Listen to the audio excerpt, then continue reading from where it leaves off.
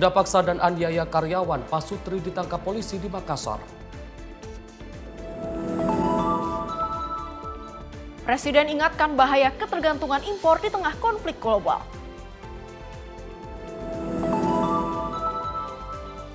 KPK siap jalankan KUHP KUHAP baru.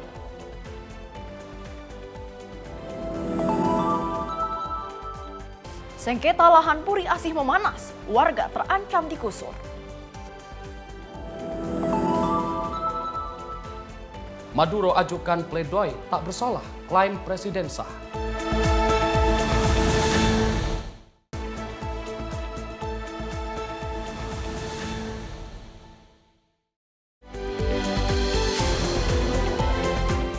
Halo, selamat pagi pemirsa Simpo TV. Selamat pagi Arif, apa Selamat kabarnya? pagi Cila, lama tidak berjumpa nampaknya. Benar sekali tentunya. Jadi saya merasa sangat semangat ini untuk menemani para pemirsa di rumah karena selain 5 informasi tadi kami masih akan menyediakan informasi menarik lainnya, terutama mengenai agenda Kabinet Merah Putih. Termasuk informasi seputar peristiwa dari dalam dan luar negeri. Bersama saya Arif Rifai. Dan saya Priska Priscilla, inilah Menyapa Indonesia Pagi untuk Anda.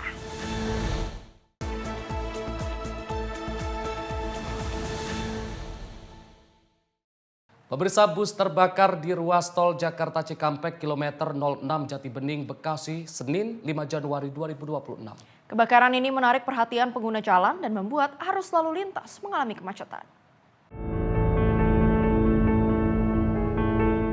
Dalam rekaman video yang beredar terlihat bus pariwisata dilalap api di bahu jalan tol Jakarta Cikampek kilometer 06 Jatibening, Bekasi pada Senin 5 Januari 2026. Api dengan cepat melahap hampir seluruh badan bus. Peristiwa kebakaran ini memicu kepanikan pengendara yang melintas di sekitar lokasi. Petugas jalan tol, pemadam kebakaran, dan polisi berjibaku untuk memadamkan api agar api tidak semakin besar dan merambat.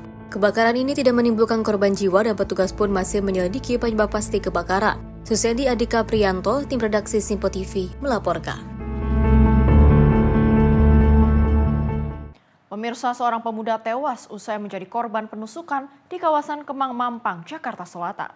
Dan korban tewas usai mendapat perawatan selama 5 hari di rumah sakit. Lihat ya mukanya ya. Bang, sorry ya bang ya. Lihat ya kelakuannya ya. Lihat ya mobil gua dilonjok-lonjok. Seorang pria berinisial RHM akhirnya menghembuskan nafas terakhir usai menjadi korban penusukan orang tak dikenal di perempatan Kemang Raya, Mampang, Jakarta Selatan. Peristiwa berawal saat korban RHM hendak pulang dengan mengendarai mobil bersama dengan beberapa rekannya. Saat melintas di kawasan Kemang terjadi cekcok dengan 3 orang yang berkendara motor karena kendaraan keduanya saling bersenggolan. Saat cekcok terjadi, salah satu rekan korban sempat memvideokan wajah para pelaku dan juga memviralkan di media sosial. Taunya pas orang mulai teriak, tuh ibu itu sempat teriak jambret gitu sih kayaknya. Nah, setelah ibu itu teriak jambret, baru saya hanya menyadari, oh berarti ada kejahatan nih di situ, terjadi kejahatan. Jadi cuman sempat saya lihat emang melintas ya pakai motor 3 orang, tapi kan namanya ini dia naik kendaraan, jadi enak ya kita juga gimana mau ini kan, posisi saya juga lagi jaga kan. Korban yang merupakan warga Depok, Jawa Barat telah dimakamkan pihak keluarga. Sementara kepolisian hingga saat ini belum memberikan keterangan resmi apapun atas peristiwa ini. Dari Jakarta, jurnalis Simpo TV melaporkan.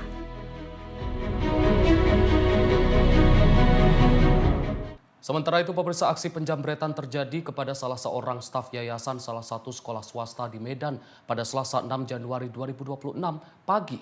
Aksi ini terekam kamera pengawas.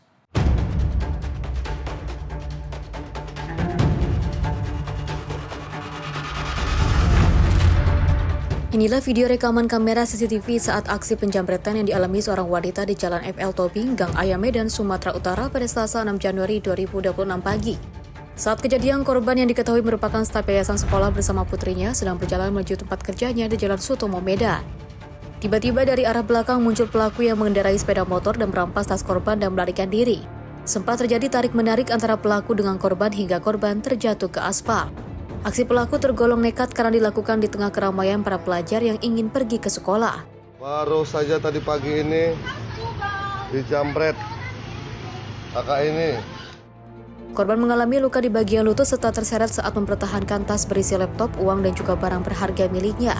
Pihak keamanan sekolah Darmansyah mengatakan pelaku berjumlah 1 orang dengan mengendarai sepeda motor. Saat itu di lokasi kejadian ramai dengan aktivitas para pelajar yang sedang menuju sekolah. Korbannya staf yayasan.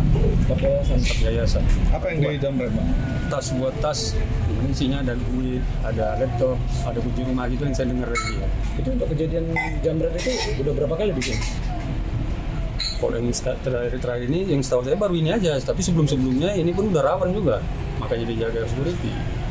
Kalau pelaku, Bang? Maksudnya, Informasinya pelaku berapa orang? satu tadi katanya, satu aja. Naik sepeda motor? Naik sepeda motor. Kasus penjamretan ini sudah dilaporkan korban ke Polsek Medan Kota dan juga berharap pelaku segera ditangkap. Dari Medan, Sumatera Utara, jurnalis Simpo TV melaporkan. Sekelompok remaja lari tunggang langgang saat polisi patroli perintis Polres Jakarta Barat membubarkan aksi tawuran di kawasan Tambora, Jakarta Barat pada Selasa 6 Januari 2026 malam. Sejumlah sepeda motor dan senjata tajam dibiarkan jatuh berserakan guna menghindari kejaran petugas. Mendapati laporan adanya tawuran, tim patroli perintis presisi Polres Metro Jakarta Barat bergerak cepat mengendarai sepeda motor ke lokasi tawuran remaja Jalan Kalianyar, Tambora, Jakarta Barat. Melihat kedatangan polisi, sekelompok remaja ini panik dan lari tunggang langgang hingga sepeda motor miliknya jatuh ditinggalkan. Mereka meninggalkan dan membiarkan senjata tajam berserakan di jalan. Polisi mengamankan sejumlah pelaku dan menyita senjata tajam jenis celurit berukuran besar. Meski belum terjadi tawuran, namun sejumlah remaja dibawa ke Polsek Tambora untuk dimintai keterangan lebih lanjut. Setelah mendapat laporan dari warga masyarakat melalui 110, telepon call center 110, kemudian kami mendapat informasi dari warga masyarakat bahwa akan terjadi tawuran di daerah Kalianyar, Tambora. Kemudian menindaklanjutin atas laporan tersebut disampaikan kepada tim patroli perintis Polres Metro Jakarta Barat segera berangkat ke lokasi untuk mengecek kebenaran dan selanjutnya melakukan tindakan untuk membubarkan akan adanya tawuran tersebut. Untuk yang diamankan ada beberapa diamankan kemudian dibawa ke Polsek Tambora untuk dilakukan proses lebih lanjut. Dari hasil temuan di lapangan, tim perintis patroli berhasil mengamankan beberapa sajam di tempat kejadian perkara yang akan digunakan untuk tawuran. Polisi mengimbau untuk seluruh elemen masyarakat menjaga gangguan Kamtibmas dan segera menghubungi call center 110 respon cepat Polres Jakarta Barat adanya gangguan Kamtibmas. Dari Jakarta, jurnalis Simpo TV melaporkan. Pemirsa kesal karena utang sebesar 4 juta rupiah tak kunjung dilunasi. Seorang pria di Kecamatan Majalaya, Kabupaten Bandung, Jawa Barat, tega membunuh rekan kerjanya sendiri.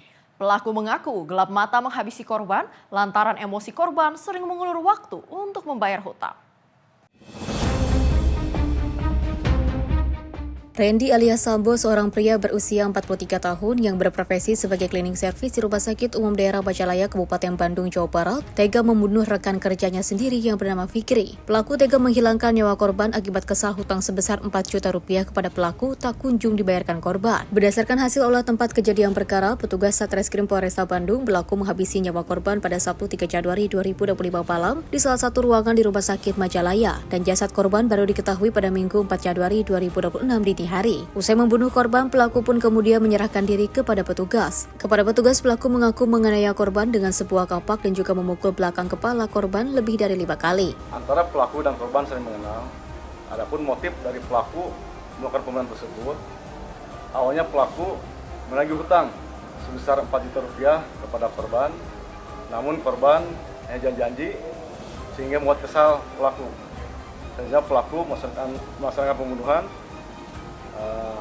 Adapun pasal yang kami terapkan di pasal 458 dan atau pasal 459 Undang-Undang Nomor 1 Tahun 2003 tentang KUHP dan ancaman hukuman pidana penjara maksimal 20 tahun. Sementara itu, pihak Rumah Sakit Umum Daerah Majalaya menegaskan bahwa pelaku dan juga korban bukanlah pegawai resmi dari rumah sakit, melainkan pegawai dari pihak ketiga atau outsourcing. Bahwa kejadian kemarin itu terjadi bukan di karyawan rumah sakit, tapi ada di karyawan outsourcing pihak ketiga sebagai penyedia jasa yang melakukan pekerjaan di rumah sakit. Guna mempertanggungjawabkan perbuatannya, pelaku kini harus mendekam di balik dinginnya jeruji besi Mapolresta Bandung dengan kurun waktu maksimal 20 tahun karena melanggar pasal 458 dan atau 459 terkait perampasan nyawa orang lain. Dari Bandung, Jawa Barat, jurnalis Simpo TV melaporkan. Kita ke informasi lainnya di mana bentrok antar dua kelompok geng bersenjata tajam terjadi di Jalan Angkatan 45, Kecamatan Ilir Barat 1 Palembang, Sumatera Selatan. Tepatnya di depan Mall Palembang Square pada Selasa 6 Januari 2026 sore. 1 orang terluka parah akibat bentrokan. Aksi bentrok antar dua kelompok geng bersenjata tajam terekam kamera HP warga di Jalan Angkatan 45 Kecamatan Ilir Barat 1 Palembang, Sumatera Selatan, tepatnya di depan Mall Palembang Square pada Selasa 6 Januari 2026 sore. Aksi saling serang terekam jelas viral di media sosial. Pada momen ini 1 orang dari salah satu kelompok tertinggal dan juga menjadi sasaran serangan menggunakan senjata tajam. Saksi mata mengatakan korban yang tertinggal ini mengalami luka akibat sabetan senjata tajam dan langsung dilarikan ke Rumah Sakit AK Gani, Palembang untuk mendapatkan perawatan medis. Dugaan sementara bentrokan dipicu oleh perselisihan terkait penguasaan lahan parkir di sekitar lokasi kejadian. Nih, pada lari sini lah, pada bergebuk, baku kan. Nah, ada yang ketinggalan di sini, lari ke sana, papaknya mau tigo, nampak di sini, babit pedang, langsung jaringannya patah kan, nyungsep. Lawan lagi kan, langsung babit lagi. Dari mana awalnya keributannya? Dari mana Pak? Dari dikejar dulu korban tuh? Iya, kejar dulu, karena sudah dador, sudah rame. Pakai pedang Pak? Iya, pedang halo. Orang berapa Pak? Kira-kira banyak lah, hubungan. Oh, segeng gitu Geng antar geng. Sementara itu, Kapolsek Ilir Barat 1 Palembang Kompol Rifan Wijaya membenarkan peristiwa bentrokan antar kedua kelompok ini. Dan saat ini pihak kepolisian masih melakukan penyelidikan. Kita datang di TKP sudah bubar. Ada barang bukti apa saja yang diamankan Pak? Barang bukti ada yang ditemukan satpam dan diserahkan ke kita 2 bilah parang. Itu ditemukan posisinya di mana Pak? Posisinya ada di dalam mall. Oh, dalam? Ya. Sudah parkir? Ada korban Pak dalam peristiwa ini Pak? Kalau informasi ada korban di rumah sakit ada lagi.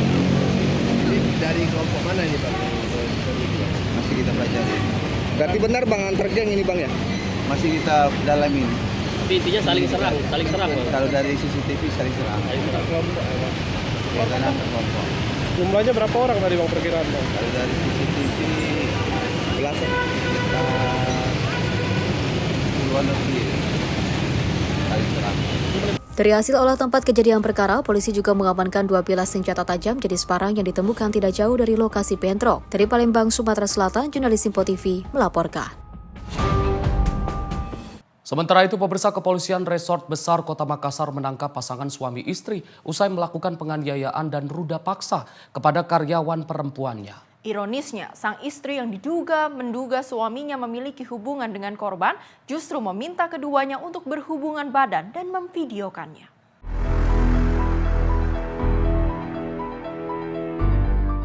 Satuan Reserse Kriminal Polrestabes Makassar menangkap pasangan suami istri berinisial SK dan SM yang merupakan penjual nasi kuning usai melakukan penganiayaan dan ruda paksa kepada karyawan perempuan berinisial KA di perumahan di Kecamatan Tamalate, Kota Makassar, Sulawesi Selatan.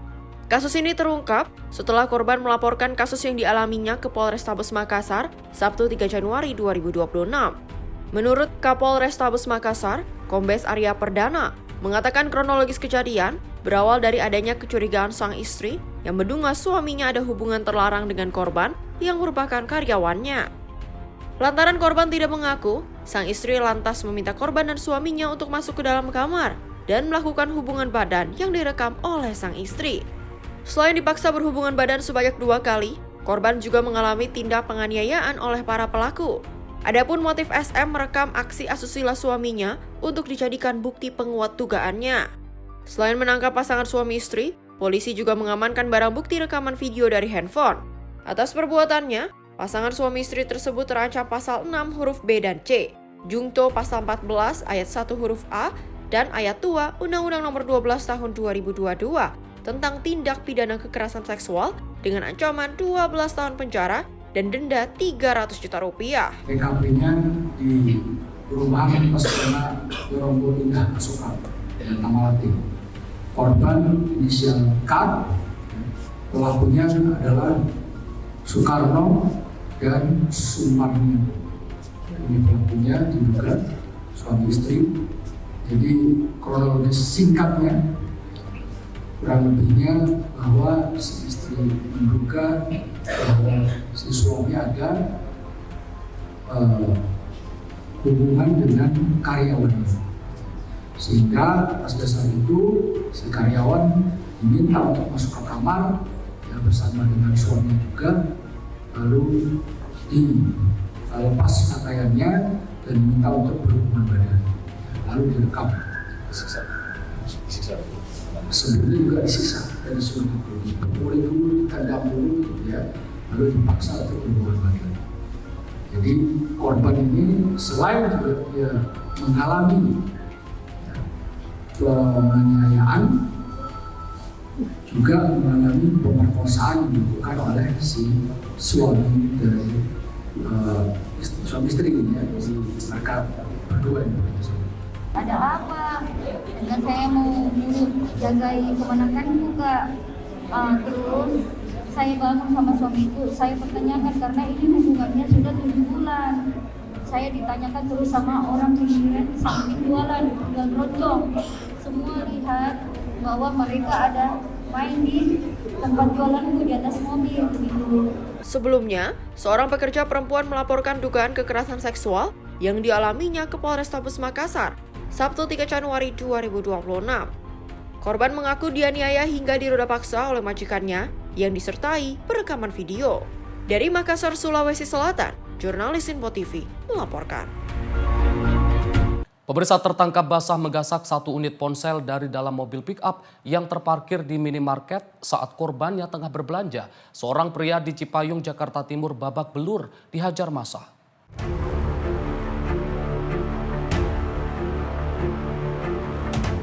Seorang pria berinisial U berusia 32 tahun mendapat bogem mentah dari warga usai tertangkap basah melakukan aksi pencurian ponsel dari dalam mobil pick-up yang terparkir di halaman minimarket di kawasan Cilangcap, Cipayung, Jakarta Timur. Kapolsek Cipayung, Kompol Saud Parulian Tobing, mengatakan saat itu korban tengah berbelanja ke dalam minimarket dan meninggalkan ponselnya di dashboard mobil. Pelaku yang berjumlah 2 orang diduga sudah membuntutinya dan langsung membagi tugas. Satu pelaku sebagai eksekutor, sedangkan satu pelaku lainnya menunggu di atas sepeda motor untuk mengawasi situasi. Sejumlah warga yang berada di lokasi berhasil menyadari aksi pelaku dan langsung menangkapnya. Namun satu pelaku lainnya melarikan diri saat melihat rekannya ditangkap warga. Dalam aksinya, pelaku juga dilengkapi dengan senjata tajam yang diduga akan digunakan untuk melukai korbannya jika melakukan perlawanan. Terkait dengan pencurian. Jadi ketika korban inisial U saat itu mengendarai sebuah mobil pick up datang ke Indomaret, Alfamaret untuk membeli rokok. Nah, pada saat keluar dari mobil, korban meninggalkan handphonenya di dashboard. Ketika korban masuk ke Alfamaret, rupanya sudah diikuti oleh pelaku dengan 2 orang berboncengan, inisial Ki dan inisial U. Nah, yang membonceng, yang eksekutor itu inisialnya U. Dia yang mengambil handphone, kemudian yang menunggu sebagai joki itu inisial Ki, berdiri tetap di sepeda motor. Sesaat setelah kejadian itu warga melihat dan langsung melakukan penangkapan terhadap pelaku. Nah, untuk pelaku dapat diamankan oleh warga, sementara untuk joki inisial Ki melarikan diri. Saat ini masih dalam DPO kami. Guna mempertanggungjawabkan perbuatannya, pelaku dijerat pasal 477 KUHP tentang pencurian dengan pemberatan. Polisi masih melakukan pengejaran terhadap satu pelaku lainnya yang melarikan diri. Dari Jakarta, jurnalis Info TV melaporkan. Sementara itu, Polda Nusa Tenggara Timur mengkonfirmasi penemuan satu lagi jenazah yang diduga korban tenggelamnya kapal KM Putri Sakinah di perairan Selat Padar, Kabupaten Manggarai Barat. Dan jenazah saat ini telah dievakuasi dan menjalani proses identifikasi di Rumah Sakit Komodo, Labuan Bajo.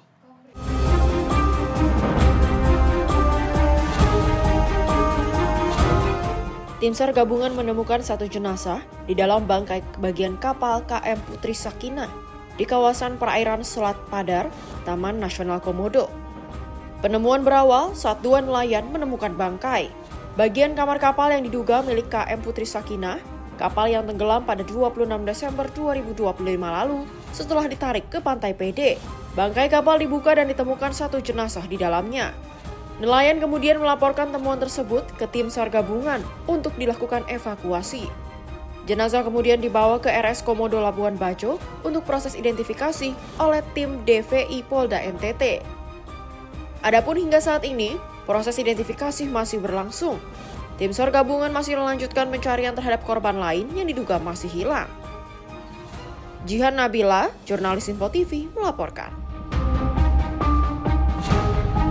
Presiden ingatkan bahaya ketergantungan impor di tengah konflik global. Informasi lengkapnya usai jeda. Tetaplah bersama kami di Menyapa Indonesia Pagi.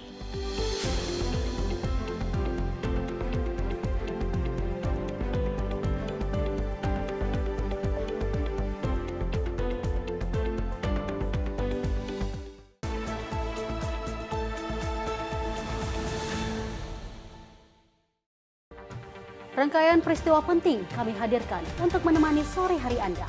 Regulasi penyiaran yang dinilai peringatan Bastille Day di Play. Pramono menegaskan Pemprov DKI Dalam keadaan selamat di atas. Mengabarkan berita yang relevan dengan kondisi hari ini sebagai rujukan informasi menjelang malam tiba. Yang menyelundupkan kokain yang Menteri Pertanian menyampaikan tindak pidana perampokan dan pembunuhan. Lakukan langkah pengawasan secara langsung. Jangan lewatkan dalam Menyapa Indonesia Petang setiap hari hanya di Sinpo TV.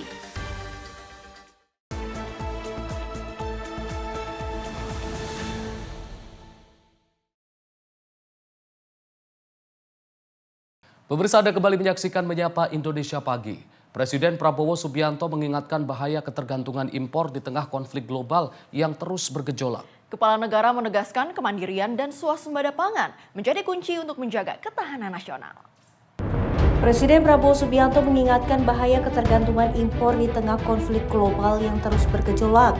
Kepala negara menilai ketahanan pangan nasional bisa terancam. Indonesia terlalu bergantung pada pasokan dari negara-negara yang sedang dilanda ketegangan geopolitik. Sebagai contoh, Presiden Prabowo menyinggung konflik berkepanjangan antara Thailand dan Kamboja, dua negara yang sebelumnya kerap menjadi sumber impor beras Indonesia. Menurutnya, situasi perang gencatan senjata hingga konflik yang kembali pecah berpotensi mengganggu rantai pasok. Pengalaman pandemi COVID-19 juga menjadi pelajaran ketika banyak negara pengekspor penutup keran ekspor demi kepentingan domestik masing-masing. Thailand sama Kamboja perang terus. Setelah perang, negosiasi, gencatan senjata, damai, meletus lagi. Dalam keadaan seperti itu, bayangkan, amankah kita tergantung impor dari negara yang konflik? Bangsa Indonesia harus mandiri. Bangsa Indonesia harus berdiri di atas kaki kita sendiri. Dan di situ elemen utamanya adalah swasembada pangan. Tidak ada bangsa yang merdeka bila mana bangsa itu tidak bisa menjamin makan untuk rakyatnya. Dan saya juga cukup merasa besar hati, bangga bahwa hari ini cadangan beras kita di gudang-gudang pemerintah Indonesia adalah yang tertinggi selama sejarah berdirinya Republik Indonesia. Karena itu Prabowo menegaskan pentingnya swasembada pangan sebagai bagian dari strategi nasional jangka panjang. Ia menekankan bahwa kemandirian pangan adalah syarat utama kemerdekaan bangsa. Seraya menyebut Indonesia telah berhasil mencapai swasembada dengan cadangan beras pemerintah sekitar 3 juta ton per akhir Desember 2025, tertinggi sepanjang sejarah. Redaksi Simpo TV melaporkan. Kabar baik datang juga dari Presiden Prabowo Subianto yang mengungkapkan kebanggaannya atas capaian cadangan beras nasional yang kini menyentuh angka 3 juta ton. Jumlah tersebut diklaim sebagai stok tertinggi sepanjang sejarah Republik Indonesia. Presiden Prabowo Subianto mengklaim bahwa cadangan beras nasional saat ini telah melampaui rekor tertinggi sepanjang sejarah Indonesia, termasuk era swasembada pangan pada masa pemerintahan Presiden kedua RI Soeharto. Prabowo mengungkapkan stok beras nasional yang dikelola Perum Bulog saat ini telah menembus angka lebih dari 3 juta ton. Ia mengaku bangga atas pencapaian tersebut sebab telah jauh melampaui capaian sebelumnya yang berada di kisaran 2 juta ton. Menurutnya hal itu menjadi catatan penting dalam perjalanan ketahanan pangan nasional. Saya juga cukup merasa besar hati, bangga bahwa hari ini cadangan beras kita di gudang-gudang pemerintah Indonesia adalah yang tertinggi selama sejarah berdirinya Republik Indonesia.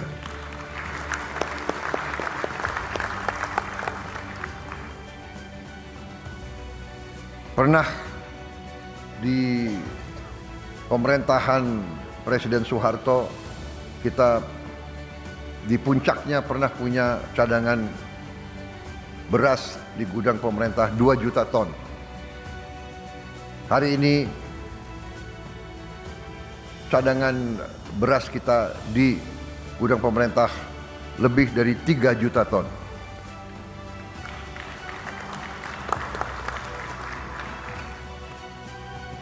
Tertinggi sepanjang sejarah Republik Indonesia. Ini saya kira adalah akibat kerja keras semua unsur.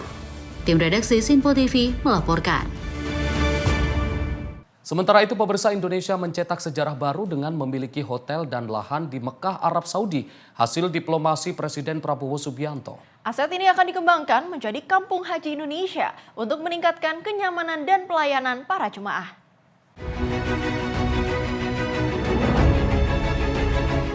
Pemerintah Indonesia mencetak sejarah baru dalam diplomasi internasional setelah berhasil memiliki aset hotel di Mekah, Arab Saudi yang akan dikembangkan sebagai kampung haji Indonesia. Keberhasilan ini merupakan hasil diplomasi Presiden Prabowo Subianto yang mendorong perubahan kebijakan Arab Saudi terkait kepemilikan aset asing. Menteri Sekretaris Negara Prasetyo Hadi menyampaikan bahwa Indonesia telah memenangkan lelang hotel dan lahan di Mekah, menyusul disahkannya aturan baru yang memungkinkan negara asing memiliki properti di Arab Saudi. Ia menilai langkah tersebut sebagai pencapaian penting dan kado bagi bangsa Indonesia, khususnya umat Islam. Aset yang dibeli berupa Hotel Novotel Takher Makkah beserta lahan sekitar 5 hektar yang berlokasi dekat Masjidil Haram. Hotel ini akan dikembangkan menjadi kampung haji Indonesia dengan kapasitas ribuan jemaah sebagai upaya pemerintah meningkatkan kenyamanan, pelayanan, dan perlindungan bagi jemaah haji dan umroh Indonesia.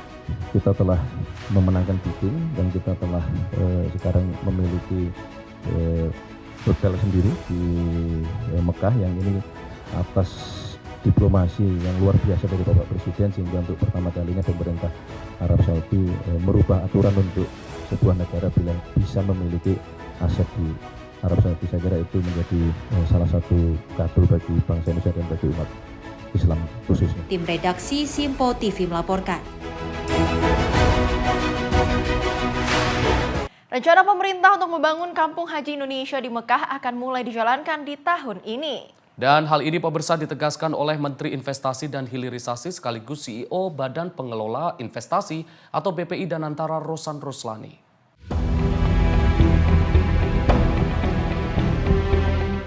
Rencana pemerintah untuk membangun kampung haji di Mekah akan mulai dijalankan di tahun ini. Hal ini ditegaskan oleh Menteri Investasi dan Hilirisasi sekaligus CEO Badan Pengelola Investasi atau BPI Danantara Rosan Roslani. Rosa mengaku bahwa saat ini lahan untuk kampung haji tersebut sudah dibeli oleh pemerintah untuk kemudian tengah dilakukan survei oleh Kementerian Haji dan Umroh. Ya, pembangunannya ntar di rencana di kuartal keempat 2026. Berarti untuk musim haji kali ini belum bisa dipakai dong, Pak? Yang sudah dibeli itu sudah disurvei oleh Kementerian Haji. Pemerintah melalui Danantara memulai pengembangan kampung haji di Mekah lewat pembelian sebuah hotel yang berlokasi di daerah Tahrir. Hotel tersebut memiliki 3 menara dan memiliki sekitar 1.461 kamar yang bisa dimanfaatkan oleh jemaah haji di Indonesia. Dari Bogor, Jawa Barat, Dio Malau, Simpo TV melaporkan. Menteri Agama Republik Indonesia Nasaruddin Umar melepas puluhan ribu peserta gerak jalan kerukunan dalam rangka Hari Amal Bakti ke-80 Kementerian Agama di Kabupaten Bone, Sulawesi Selatan. Kegiatan yang dipusatkan di Lapangan Merdeka ini menjadi simbol penguat toleransi yang diikuti oleh perwakilan dari 24 kabupaten dan kota se-Sulawesi Selatan. Menteri Agama Republik Indonesia Nasaruddin Umar secara resmi melepas sekitar 38.000 peserta gerak jalan kerukunan di Lapangan Merdeka Kabupaten Bone, Sulawesi Selatan. Kegiatan bertema Umat Rukun dan Sinergi Indonesia Damai dan Maju dipusatkan di Kabupaten Bone ini merupakan peringatan Hari Amal Bakti atau HAB Kementerian Agama ke-80 yang tahun ini dipusatkan di Kabupaten Bone. Tidak hanya warga lokal, peserta berasal dari perwakilan 24 kabupaten dan kota se-Sulawesi Selatan yang hadir untuk memeriahkan semangat toleransi dan kebersamaan. Taruhlah 50.000 orang datang dari berbagai daerah, membelanjakan uangnya 500.000 rupiah saja, itu sama dengan berapa itu? Itu puluhan miliaran ini bisa terkumpul. Itulah berkahnya Bone, dan itulah berkahnya Kementerian Agama. Dan mungkin nanti kabupaten tahun akan datang kita pindah kabupaten lagi, memberi kesempatan kepada seluruh masyarakat mengenal lebih dalam tentang Kementerian Agama. Ini adalah 8 dekade atau 80 tahun Kementerian Agama. Kita berharap Kementerian Agama itu bisa memberikan pencerahan kepada warga masyarakat kita. Di sini ada perseni, kemudian juga ada gerak jalan lintas agama. Mereka lupa agamanya apa, begitu akrab satu sama lain. Mereka pokoknya dari berbagai daerah juga datang di sini. Dan saya kira masyarakat setempat ini juga bahagia. Ini sudah bertemu lagi ujung ini, tapi masih belum separuh ini bergerak ini. Dan saya kira ini berkah untuk Kementerian Agama di Kabupaten Bone. Sebelum pelepasan peserta gerak jalan yang diawali pelepasan 80 balon, masyarakat disuguhi atraksi pencak silat, memukau dari santri Ponpes Darul Hufat 77 Bone dan sambutan barongsai dari Ponpes DDI Galesong Baru Makassar, simbol keragaman yang harmonis.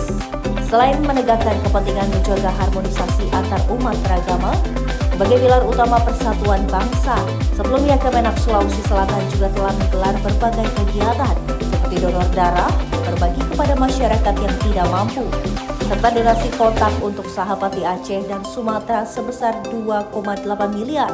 Sementara Kementerian Agama RI untuk korban bencana di Aceh dan Sumatera mencapai 140 miliar. Dari Kabupaten Bone, Sulawesi Selatan, jurnalis Simpo TV melaporkan. Sementara itu, Densus 88 Anti Teror Polri mengungkap temuan sejumlah komunitas di media sosial True Crime Community yang berpotensi menyebarkan konten kekerasan dan paham ekstremisme yang menyasar kepada anak-anak dan remaja. Temuan ini disampaikan dalam konferensi pers penanganan anak terpapar konten kekerasan di ruang digital yang digelar di Mabes Polri Rabu 7 Januari 2026. Juru bicara Densus 88 Kombes Pol Maidra Eka mengungkapkan bahwa Densus 88 telah mengidentifikasi 70 anak-anak dari 19 provinsi yang tergabung dalam komunitas penyebaran konten kekerasan yang ada di media sosial. Anak-anak tersebut mayoritas berusia 11 hingga 18 tahun dengan dominasi anak umur 15 tahun. Maidra menjelaskan paparan konten kekerasan di ruang digital dapat mempengaruhi emosi dan pola pikir anak-anak. Konten tersebut dikemas dalam berbagai bentuk seperti video pendek, animasi, meme, hingga musik yang dikonsumsi secara masif melalui media sosial. Apa yang disampaikan oleh Bapak Kepala BNPT bahwa Densus 88 telah menemukan adanya sebuah komunitas yang di sini dibingkai dalam sebuah grup media sosial, satu di antara puluhan grup yang kami temukan, di mana kami bisa mengatakan latar belakang daripada ditemukannya grup ini di tahun 2025 kemarin, yang mana sampai dengan sehari yang lalu kami masih melakukan intervensi bersama dengan jajaran kementerian lembaga di masing-masing daerah. Adapun perkembangan propaganda melalui media sosial, baik dalam bentuk video pendek, animasi, meme, hingga musik yang dikemas secara menarik, dapat membangkitkan semangat untuk menjadikan ideologi, paham ekstremisme sebagai inspirasi. Kondisi ini rentan bila bertemu dengan kondisi psikologis anak yang masih berada pada fase pencarian identitas, belum memiliki kemampuan berpikir kritis, serta memiliki kecenderungan mencari pengakuan. Akibat paparan radikalisme maupun paham kekerasan di media sosial ini sangatlah cepat dalam mempengaruhi perilaku, emosi, juga pola pikir anak-anak. Salah satunya tren yang berkembang melalui media sosial di kalangan remaja yaitu komunitas True Crime atau The True Crime Community. Komunitas ini tidak didirikan oleh tokoh, pendiri, organisasi maupun institusi, tetapi dia tumbuh secara sporadis seiring dengan perkembangan media digital yang merupakan pertemuan antara minat seseorang terhadap kekerasan, sensasionalisme media, dan ruang digital yang transnasional. Dari Jakarta, Jihan Nabila, Azizul Hakim, Simpo TV melaporkan. Kita beralih ke informasi lain, pemirsa. Kebakaran hebat menghanguskan 3 unit kontrakan di Jalan Semar, Kelurahan Tugu, Kecamatan Cimanggis, Kota Depok pada Selasa 6 Januari 2026 malam. Api diduga bersumber dari hubungan arus pendek listrik saat pemilik rumah melakukan pengisian daya ponsel di atas kasur kamar tidurnya. Ini Pak, tolong Pak kesini Pak.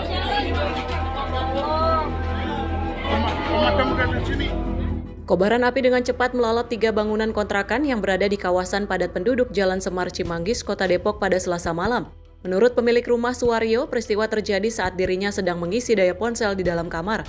Saat masuk ke dalam rumah, ia mendapati kamar sudah dalam kondisi terbakar dengan api menyambar kasur dan area di sekitarnya. Upaya pemadaman manual sempat dilakukan, namun api terus membesar dan tidak mampu dijinakan, hingga seluruh isi rumah ludes terbakar. Sejumlah barang berharga milik korban seperti 2 unit sepeda motor, dokumen penting, serta peralatan elektronik seperti telepon seluler, televisi, dan kulkas tidak berhasil diselamatkan. Bahkan, akibat api yang terus membesar, Suwaryo dan keluarga terpaksa menyelamatkan diri dengan cara menceburkan diri ke sungai di sekitar lokasi kejadian. Saya ngecek HP, saya keluar, tahu-tahu udah nyala. Kamarnya itu sama kasur lantai. Jadi nggak keuber, kita masuk nggak keuber, mau matiin. Akhirnya kita ngebur ke kali daripada kita udah kekepung api. Jadi segala habis, Mas.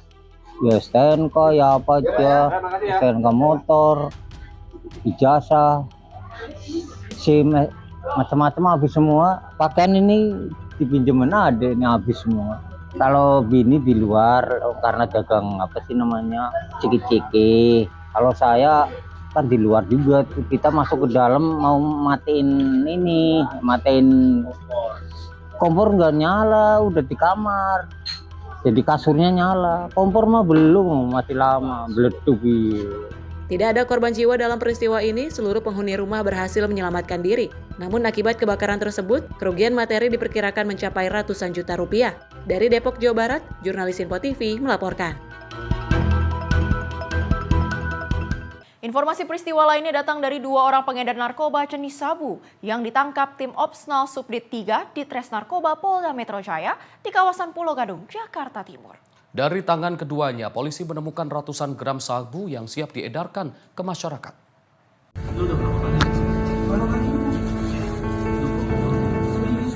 Inilah video detik-detik penangkapan 2 bandar sabu di sebuah rumah di kawasan Pulau Gadung, Jakarta Timur pada Senin 5 Januari 2026 oleh tim Opsnal Unit 1 Subdit 3 di Tres Narkoba Polda Metro Jaya. Penangkapan kedua pelaku yang diketahui berinisial B dan A diawali dari laporan masyarakat yang curiga akan aktivitas keduanya. Dari tangan B dan A diketahui sehari-hari merupakan pengangguran berat. Polisi menemukan sabu seberat 149,7 gram siap edar. Pada hari Senin 5 Januari 2026, Unit 1 Subdit 3 Direktorat Reserse Narkoba Polda Metro Jaya berhasil mengamankan 2 orang pelaku tindak pidana narkoba dengan inisial B dan A di kawasan Pulau Gadung, Jakarta Timur dengan diduga barang bukti narkoba jenis sabu seberat 149,73 gram. Pelaku dan barang bukti telah kami amankan di Mako Direktorat Reserse Narkoba Polda Metro Jaya untuk dilakukan penyidikan lebih lanjut. Guna pengembangan dan penyelidikan, kedua pelaku dibawa ke gedung Ditres Narkoba Polda Metro Jaya dan dijerat Undang-Undang Penyalahgunaan Narkotika dengan ancaman maksimal seumur hidup. Tim Liputan Simpo TV melaporkan. Kita beralih ke informasi lain, pemirsa. Tumpukan sampah di tempat pembuangan sementara Bakti Jaya, Sukma Jaya, Kota Depok meluber hingga menutup jalan akses. Kondisi memprihatinkan ini sudah terjadi selama 2 minggu.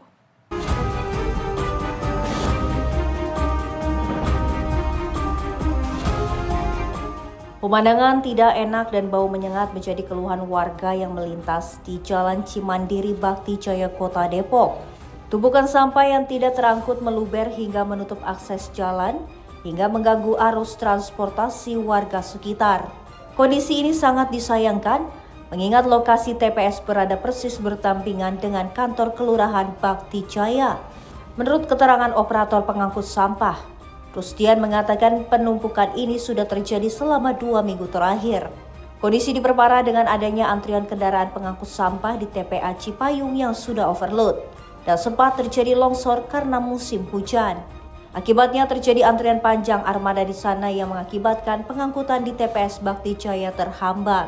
Sebetulnya sampah setiap hari diangkut ya Mbak, cuman karena kendala TPA yang lagi kacau, bahkan dari hari Sabtu pun mereka belum buang hari Senin. Dampaknya ya ke TPS semuanya seperti ini Pak. Ya karena pasokan mobilnya nggak ada, karena TPA-nya terkendala gitu Pak.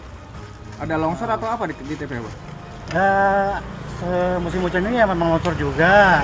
Nah, mungkin karena kondisi TPA-nya udah overload atau segala macam, saya juga kurang paham. Oh, berarti itu terdampak ke di TPA. TPS ya Bang? Iya, banyak betul. TPS yang seperti ini berarti? TPS seperti ini karena TPA-nya ya begitulah. Kapasitas TPS sendiri berapa sih Pak untuk sampah? TPS ini? Iya. Kalau TPS secara ini ada 2 tronton sama dump truck lah, 2 dump truck setiap harinya harusnya. Kalau sekarang? Sekarang cuma satu tronton aja. Dengan sampah yang meluber ini ada protes dari warga nggak sih ke TPS? Ya mungkin sejauh ini ada juga ya, tapi ke saya sih nggak ada juga. Mungkin ya nggak tahu lah dari warga sini gitu. Nah, kalau sampah ini sendiri berapa lama? Iya, kondisi seperti ini sudah berapa lama? Ini udah sekitar 2 mingguan Pak. 2 minggu? Seminggu lebih lah. Seminggu lebih. Dan dalam seminggu itu memang tidak diangkut? Tiap hari diangkut Bang. Tiap hari diangkut, tapi masih emang penuh? Iya. Oh, karena armada tadi cuma karena satu. Armadanya kurang. Terus ini sih nggak ada sih yang udah langsung. Ini. Ya udah pasti tertunda Mbak, karena mereka hari ini nggak bisa buang, dilanjut besok gitu. Tapi kalau armadanya memang cuma satu aja ya nggak bisa juga. Karena memang intinya TPA-nya Mbak yang susah. Selain kendala di TPA pusat, pihak kelurahan juga mengungkapkan adanya faktor lain. Sekretaris Kelurahan Bakti Jaya, Bambang menyebut banyaknya pembuang sampah liar yang bukan warga setempat yang membuat volume sampah semakin parah. Pihak kelurahan yang membawahi 28 RW dengan total 58.000 kepala keluarga telah melakukan langkah antisipasi. Salah satunya adalah dengan melakukan pengecatan pada gerobak sampah resmi milik warga. Tujuannya agar bisa memantau dan mengetahui pasti berapa volume sampah yang dihasilkan warga, sekaligus mengidentifikasi jika ada pihak luar yang membuang sampah ke TPS Bakti Jaya. Ya pada saat ini memang saat Mbak datang ya sampahnya lagi penuh ya. Tapi kami akan segera berkomunikasi bersama dengan Dinas Lingkungan Hidup. Biasanya dari pagi ada jadwal pengangkutan juga dan sore. Mungkin pada saat ini belum diangkut, mungkin nggak sampai juga truk ya gitu Pak. Kendalanya apa sih Pak? Biasanya kendalanya saya akan koordinasi, biasanya sih pengangkutannya belum sampai ke sini. Mobil pengangkutan saja biasanya sih. Angkutan biasa ada 2 mobil besar yang sudah masuk ke Elbak sini. Alhamdulillah kita Bu Lurah memang sangat konsen ya, usaha Bu Lurah Bakti Jaya Bu Reski ini sangat konsen walau dari pertama dia bertugas di Kelurahan Bakti Jaya memang sudah memikirkan bagaimana terkait sampah yang ada nggak jauh dari kantor kelurahan gitu Mas ya. Dan upaya-upaya itu yang pertama ya sudah melakukan pewarnaan lah biar mana UPS ini bisa lebih enak lebih dilihat. Yang kedua kami atas instruksi Bu Lurah saya juga mulai menginventarisir khususnya gerobak-gerobak sampah, motor sampah yang kami inventarisir dengan memberi tanda. Takutnya dengan numpuknya ini banyak pembuang sampah liar. Jadi kita sudah menginventarisir dan alhamdulillah ini sudah banyak yang sudah kita tandai gerobak pengangkut sampah itu dengan pilok dengan bacaan gerobak sampah Bakti Jaya. Ada putih. Diharapkan pemerintah Kota Depok segera mengambil tindakan tegas dan memberikan solusi nyata terkait masalah sampah ini agar jalan Cimandiri kembali bersih dan dapat dilalui kendaraan dengan nyaman. Dari Depok, Jawa Barat, Riswanto Ahmad, Sinpo TV melaporkan. Sekolah menjadi trauma healing murid Aceh Tamiang. Informasi selengkapnya usai jeda. Tetaplah bersama kami di Menyapa Indonesia Pagi.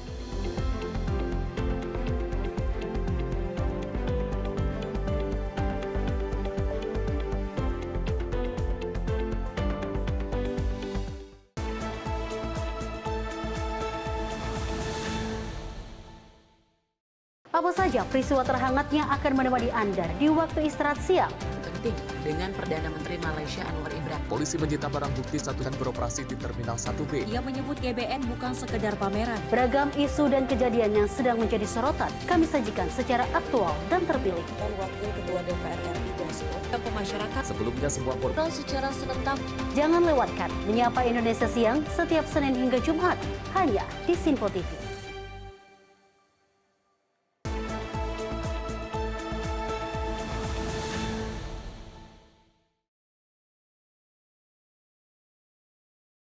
Terima kasih pemirsa, Anda masih bersama kami di Sinpo TV. Kita lanjutkan ke informasi berikutnya. Bagi murid di Aceh Tamiang, kembali ke sekolah menjadi momen yang menghibur setelah sebulan dilanda banjir.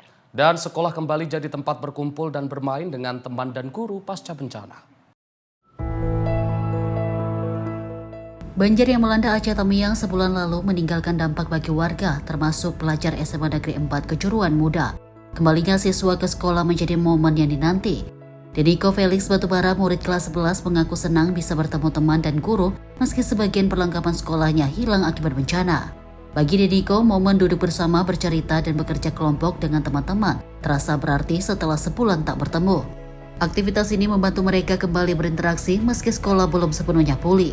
Pertama kali masuk lagi ke sekolah, jumpa teman-teman, rasa bahagia itu mulai muncul lagi. Momen-momen yang paling saya kangen itu pada saat kami duduk-duduk bercerita apa yang kami pikirkan ataupun cita-cita kami yang kami raih ataupun lucu-lucuan yang kami bicarakan. Bahkan ke sekolah seperti saya ini memakai baju pinjam, Bu. Baju saya semuanya tidak ada lagi, sudah hanyut. Bahkan yang tersisa ini baju olahraga yang kamu pakai? Iya, sepatu juga. Semuanya perlengkapan sudah tidak ada lagi. Saya paling kangen pada saat kami berkelompok, membuat satu kelompok dan memecahkan suatu masalah. Itu dalam satu kelompok itu memang benar-benar berpikir secara kritis. Jadi saya terpicu untuk membangkitkan pola pikir saya sehingga di kedepannya saya juga dapat berpikir secara kritis. Kegembiraan serupa dirasakan Nabila Safitri Rahayu, murid kelas 12. Pertemuan dengan teman dan wali kelas membuatnya terharu. Mereka saling berbagi cerita tentang pengalaman selama banjir dan momen itu menjadi kesempatan untuk kembali berkumpul dan belajar bersama. 1 bulan libur ya kan Kak, tanpa ada aba-aba kemarin tuh langsung libur gitu aja karena ada bencana ini kan Kak. Jadi mungkin belum ada salam perpisahan kemarin sebelum libur kan Kak. Jadi karena itu mungkin agak rasa mengganjal sedikit. Tapi kami udah ini aja lah, udah menerima itu semua. Jadi kami ceritanya sambil ketawa-ketawa. Tim redaksi Sinpo TV melaporkan. Sementara itu, pemirsa, aktivitas belajar mengajar di Kabupaten Pidijaya Aceh kembali berlangsung setelah sempat terhenti akibat banjir. Meski gedung sekolah belum bisa digunakan, semangat para siswa dan guru tetap menyala dengan belajar di bawah tenda darurat BNPB. Pada Senin 5 Januari, SD IT An-Nur di bawah naungan Yayasan Tengku Cek Pante, Go5, Kabupaten Pidijaya Aceh, kembali memulai kegiatan belajar mengajar semester genap tahun ajaran 2026. Suasana belajar kali ini terasa berbeda. Gedung sekolah mulai dari PAUD, SD hingga SMP belum bisa digunakan karena terdampak banjir. Namun hal tersebut tak menyurutkan semangat belajar para siswa. Proses belajar sementara dilaksanakan di bawah tenda peleton Badan Nasional Penanggulangan Bencana atau BNPB. Bupati Pidijaya Sibrel Malaysia bersama tenaga ahli BNPB Agus Marsanto serta pelaksana tugas Direktur Pemulihan Sosial Ekonomi dan Sumber Daya Alam Asep Supriyatna turun langsung meninjau kegiatan belajar tersebut. Senyum dan antusiasme terpancar dari wajah para siswa yang rindu kembali belajar meski harus beradaptasi dengan kondisi pasca bencana. Tak sekadar menyapa Bupati dan jajaran BNPB juga memberikan dukungan berupa perlengkapan sekolah. Pemerintah pusat dan daerah terus berkolaborasi agar proses pemulihan pendidikan berjalan optimal hingga aktivitas belajar kembali normal seperti sedia kala. Tim redaksi Sinpo TV melaporkan. TNI Angkatan Darat kembali menunjukkan komitmennya dalam membantu masyarakat dengan mempercepat pemulihan fasilitas pendidikan yang terdampak banjir bandang di Kabupaten Aceh Tamiang. Melalui Satuan Tugas Penanggulangan Bencana, prajurit TNI AD melaksanakan pembersihan Madrasah Sanawiyah Darul Ulum di Desa Sriwijaya, Kecamatan Kuala Simpang, Selasa 6 Januari 2026 agar aktivitas belajar mengajar dapat segera kembali berjalan. Sekolah tersebut menjadi salah satu fasilitas pendidikan yang terdampak cukup parah akibat banjir bandang. Lumpur tebal bercampur sampah menutupi ruang kelas, halaman sekolah, serta saluran drainase, sehingga menghambat proses pendidikan yang membutuhkan penanganan cepat. Dengan semangat gotong royong, prajurit TNI Angkatan Darat dari Yonif 115 Macan Loser turun langsung membersihkan lumpur dan material sisa banjir menggunakan peralatan sederhana seperti cangkul, sekop, dan gerobak dorong. Kegiatan ini menjadi bagian dari upaya berkelanjutan TNI AD dalam membantu percepatan pemulihan pasca bencana, khususnya di sektor pendidikan yang menyangkut masa depan generasi muda. Kehadiran prajurit di tengah masyarakat diharapkan dapat meringankan beban warga sekaligus mempercepat kembalinya aktivitas belajar para siswa. Masyarakat dan pihak sekolah menyampaikan apresiasi atas kepedulian TNI Angkatan Darat yang kembali hadir membantu pemulihan lingkungan sekolah. Bantuan tersebut dinilai sangat berarti di tengah keterbatasan tenaga dan peralatan yang dimiliki warga pasca bencana. Tim redaksi Sinpo TV melaporkan.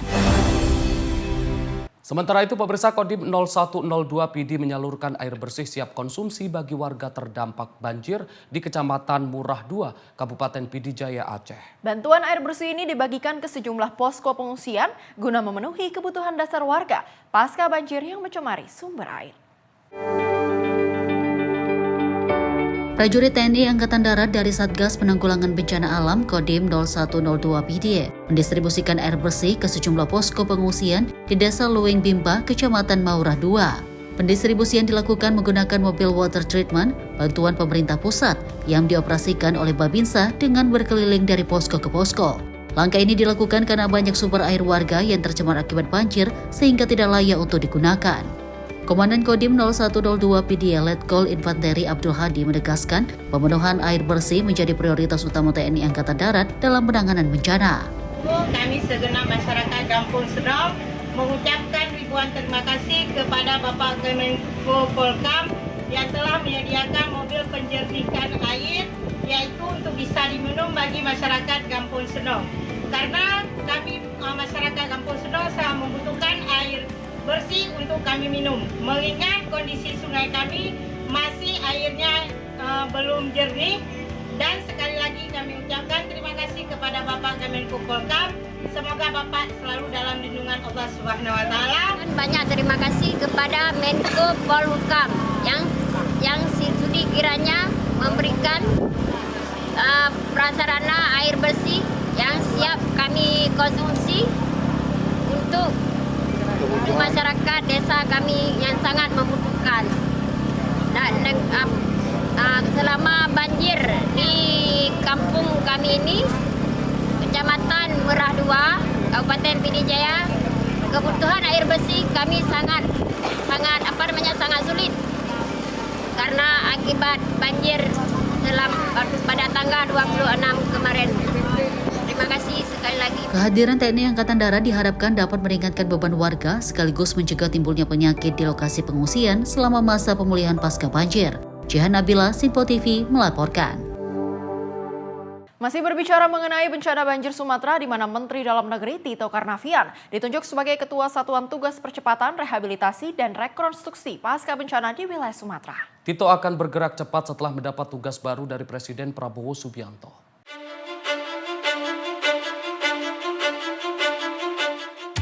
Mendagri Tito Karnavian ditunjuk sebagai Ketua Satuan Tugas Percepatan, Rehabilitasi, dan Rekonstruksi Pasca Bencana di wilayah Sumatera. Tito menyampaikan bahwa dalam penunjukan ini, Presiden Prabowo memang tidak memberikan target. Namun ia bersama Letjen TNI Richard Tampu-Bolon yang telah ditunjuk sebagai Wakil Ketua akan bergerak cepat menindaklanjutinya. Tito pun membeberkan tugas-tugas apa saja yang akan dilaksanakan Satgas ini. Yang pasti fokus utama tertuju untuk percepatan pemulihan wilayah terdampak. Ya, pemulihan setelah tanggap darurat, mulai pemulihan untuk infrastruktur, pendidikan, pemerintahan yang belum jalan, kemudian masalah perumahan, kemudian masalah fasilitas kesehatan, layanan publik, ya semua. Ini yang khusus di Sumatera dan Aceh doang Pak, atau bencana secara keseluruhan? Enggak, ini bencana Sumatera. Oh, bencana provinsi dengan kedua kabupaten kota. Oh, berarti kalau untuk yang provinsi lain, daerah lain yang terkena bencana itu berarti tidak dibentuk masih Satgas? NTB. Oh. Ya. Pak, ada target waktu nggak Pak dari Pak Presiden terkait dengan pemulihan itu? Tidak ada target waktu, tapi ya tentu kita akan bekerja secepat mungkin. Besok saya akan langsung melakukan lapangan. Saat ini kendalanya masih apa sih Pak kalau di lapangan Pak? Oh ya, tadi ditunjuk dia wakilnya. Wakilnya Pak Letnan Jenderal TNI Richard Tampu-Bolon. Baru berdua. Jadi besok saya akan rapat berdua untuk menentukan apa langkah-langkah dan struktur. Kira-kira gitu. Tito menegaskan bahwa Satgas Percepatan Rehabilitasi dan Rekonstruksi Pasca Bencana Sumatera hanya berfokus di Aceh, Sumatera Utara, dan Sumatera Barat. Bencana di daerah lainnya masih di bawah kendali Badan Nasional Penanggulangan Bencana. Dari Bogor, Jawa Barat, Tio Malau, Simpo TV melaporkan.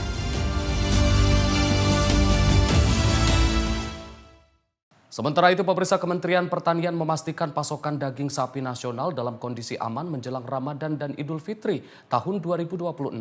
Pemerintah menilai stok daging sapi saat ini cukup untuk memenuhi kebutuhan masyarakat sehingga harga dapat tetap terkendali.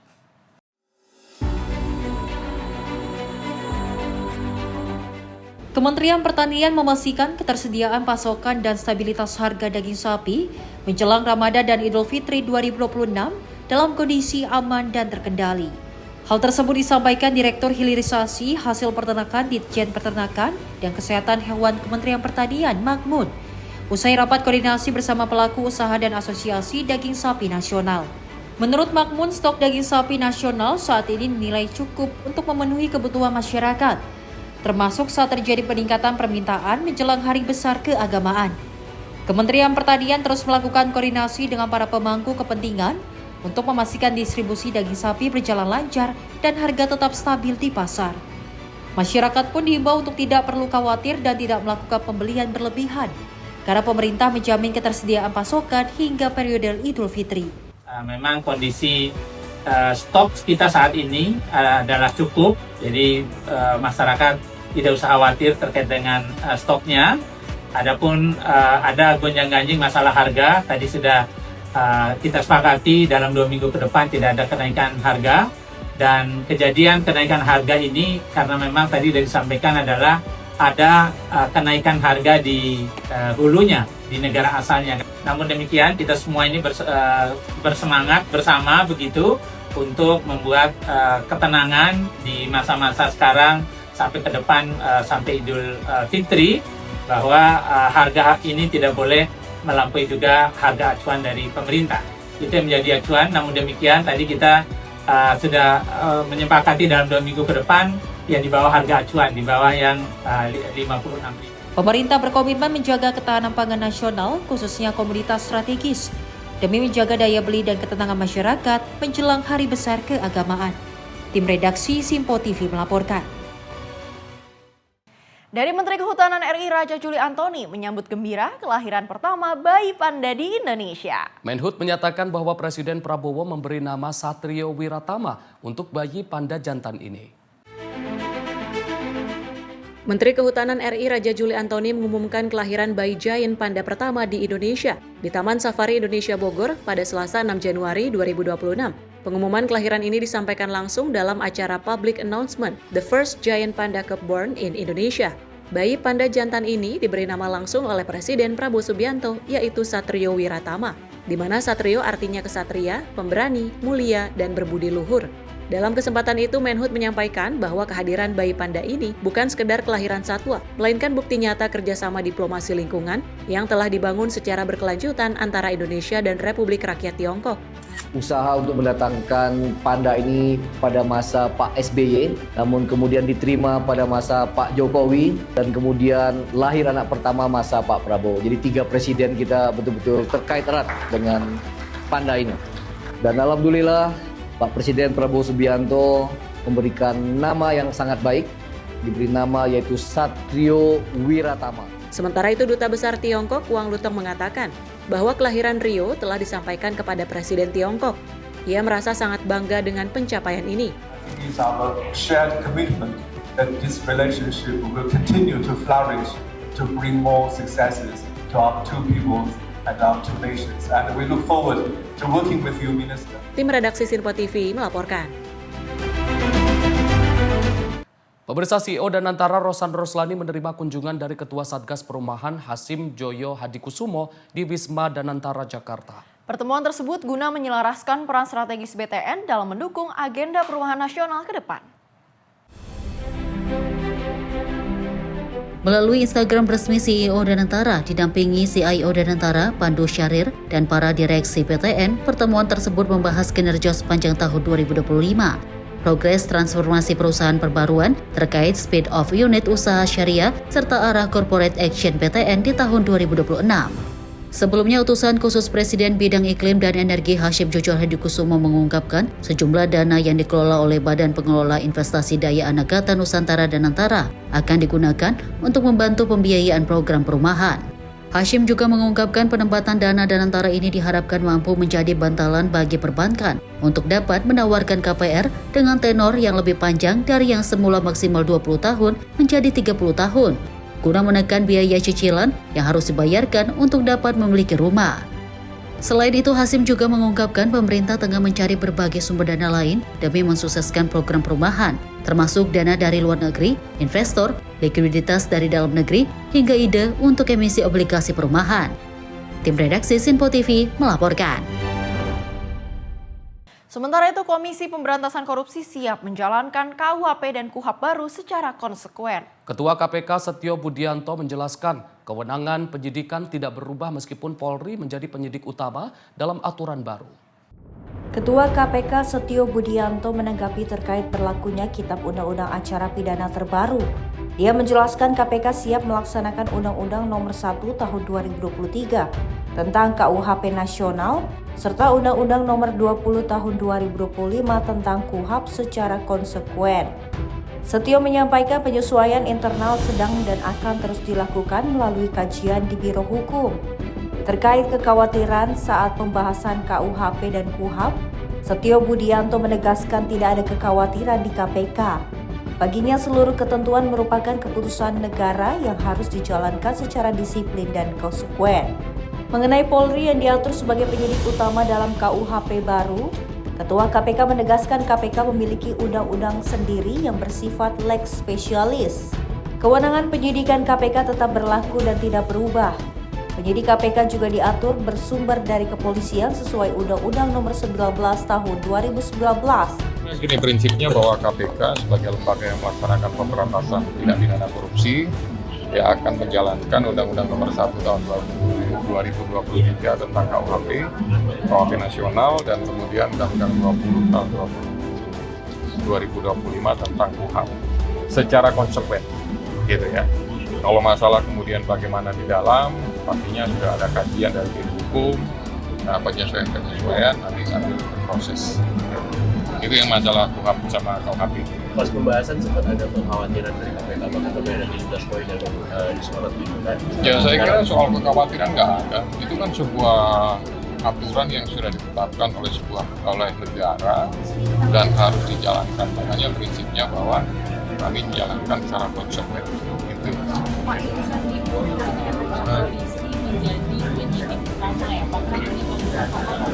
Ya kalau soal itu kan kami juga punya undang-undang sendiri.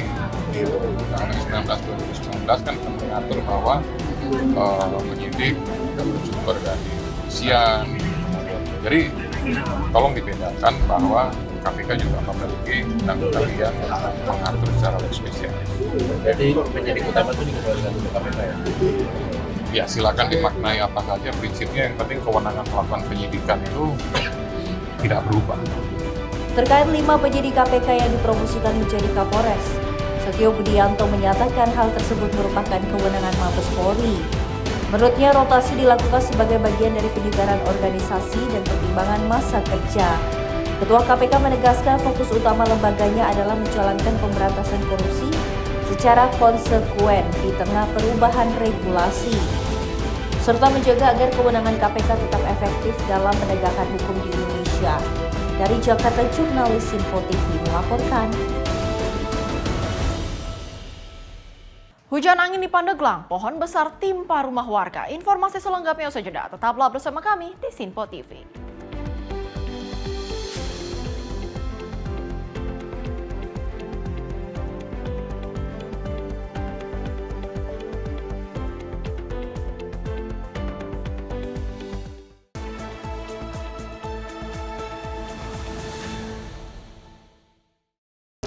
Halo area-area Surabaya, kini Sinpo TV hadir di Surabaya melalui channel digital 35 UHF. Jangan lupa untuk scan ulang saluran digital televisi Anda untuk mendapatkan informasi tercepat dan terdepan langsung di layar kaca Anda. Sinpo TV, News, Sport, Entertainment.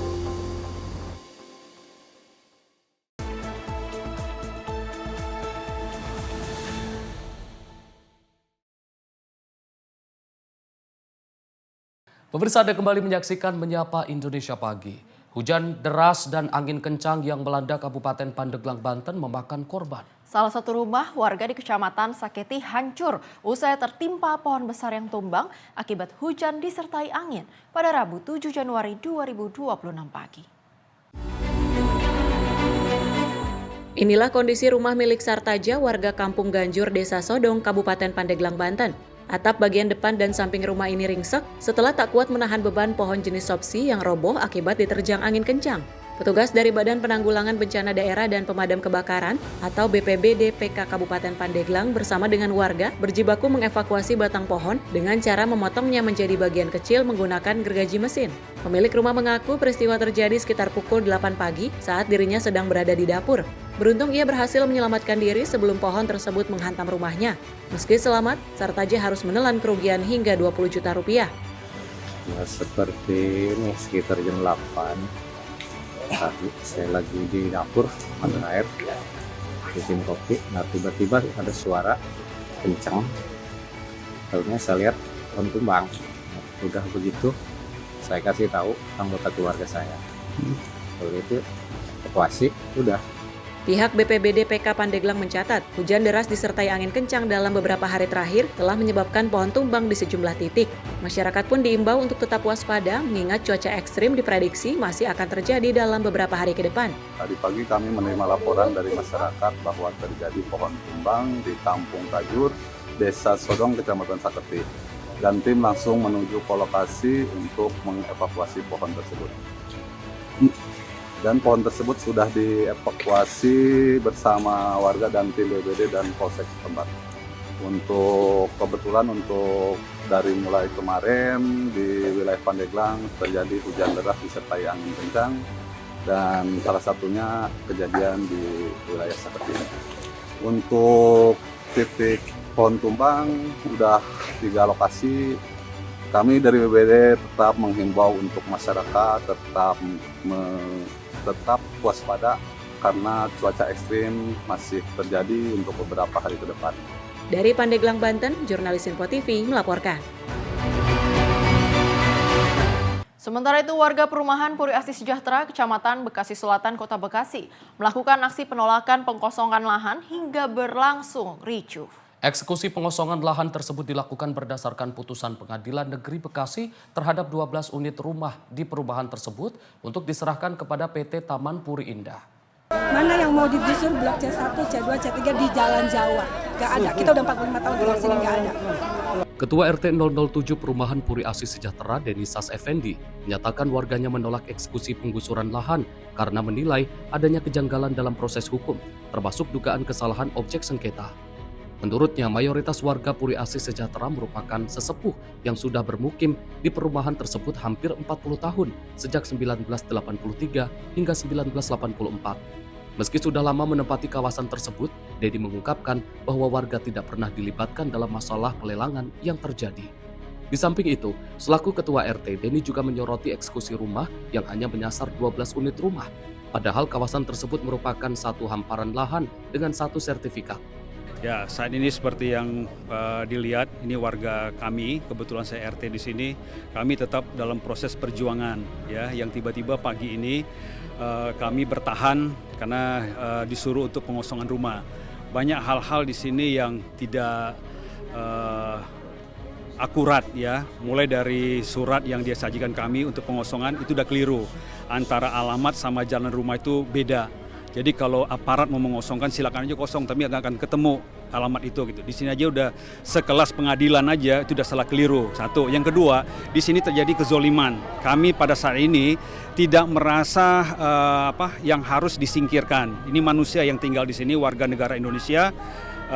Jadi kami minta perlindungan. Dari tahun 83 rumah ini dibangun. Kami adalah berurusan dengan developer Puri Asih Sejahtera. Ya, tiba-tiba sekarang dari pihak luar, namanya Taman Puri Indah, mengklaim tanah ini yang katanya dia menang lelang atau apalah gitu loh. Tapi lelang itu kok muncul lagi dari Taspen. Jadi semakin membingungkan. Nah, kalau toh nanti dulu ada pelelangan, kenapa warga kami tidak dilibatkan? Ya, kalau yang dilelang tanah kosong, tapi di sini ada 100 unit rumah. Seharusnya pada saat pelelangan kami, orang tua kami itu dipanggil. Dulu yang tahun 83-84, ini nggak ada yang dipanggil. Kalau mungkin dipanggil pada waktu itu, mungkin kami juga bisa untuk mengambil alih untuk pada saat lelang tersebut. Dari Jakarta, Sri Dewi Andayani, Mutia Anggiani, Simpo TV, melaporkan.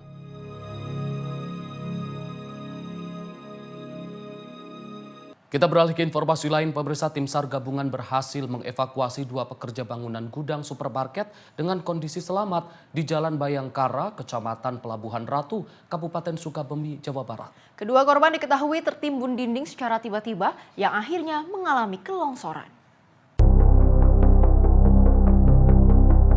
Personil rescue kantor SAR Jakarta melalui pos SAR Sukabumi bersama unsur SAR gabungan mengevakuasi 2 pekerja bangunan gudang supermarket yang tertimbun longsor di Jalan Bayangkara, Kecamatan Pelabuhan Ratu, Kabupaten Sukabumi, Jawa Barat pada Selasa 6 Januari 2026. Peristiwa tersebut terjadi sekitar pukul 13.00 waktu Indonesia Barat saat kedua pekerja tengah membuat parit di tebing yang berada di antara rumah warga dan bangunan gudang supermarket. Namun tidak disangka, tiba-tiba tebing tersebut longsor dan menimpa kedua pekerja. Tim SAR yang menerima laporan langsung bergerak ke lokasi untuk melanjutkan penyelamatan kedua korban, yaitu Dik-Dik Zainudi 24 tahun dan Amut 45 tahun. Proses evakuasi diawali dengan pemasangan penyangga pada dinding rumah warga yang mengalami kemiringan, guna mencegah longsor susulan dan menjamin keselamatan petugas. Setelah itu, tim membuka akses menuju korban menggunakan peralatan manual, berupa cangkul dan linggis untuk menyingkirkan material longsoran yang menimbun tubuh korban. Hingga akhirnya sekitar pukul 15.00 waktu Indonesia Barat, kedua korban berhasil diselamatkan dan langsung dievakuasi ke RSUD Pelabuhan Ratu untuk mendapatkan penanganan medis. Tim redaksi Simpo TV melaporkan. Sementara itu, kabar baik datang dari keberhasilan program makan bergizi gratis yang mencapai 99,99%. Presiden Prabowo Subianto menegaskan akan memperketat pengawasan. Langkah ini dilakukan atas kepedulian pemerintah terhadap kondisi gizi anak-anak di Indonesia. Presiden Prabowo Subianto mengklaim program makan bergizi gratis dapat dikatakan berhasil 99,99%. Ia berharap program ini terus disempurnakan agar tidak ada satupun kesalahan yang diterima penerima manfaat. Kendati demikian, ia menyatakan tidak ingin cepat puas atas capaian tersebut. Menurutnya segala kekurangan tetap harus diatasi hingga sempurna 100%. Ia pun mengakui program ini masih ada kekurangan dan juga penyimpangan. Maka dari itu pengawasan dan langkah pengamanan akan terus diperketat demi pemerataan yang sempurna. Kita bersyukur bahwa kalau kita pelajari dengan objektif statistik, boleh dikatakan bahwa kita 99,99% berhasil. Jadi saudara-saudara, tentunya kita harapkan zero defect. Itu yang harus kita capai. Tidak kita puas dengan kekurangan 0,00 sekian, itu pun bagi kita sesuatu yang harus kita atasi, dan alhamdulillah kita sudah mengatasi dan kita sedang atasi terus. Langkah demi langkah, pengawasan demi pengawasan, langkah-langkah pengamanan terus kita lakukan. Tapi intinya adalah bahwa kita intervensi. Adapun saat ini jumlah penerima manfaat program tersebut mencapai 55 juta dari pertama kali dicanangkan pada 6 Januari 2025. Tim redaksi Simpo TV melaporkan.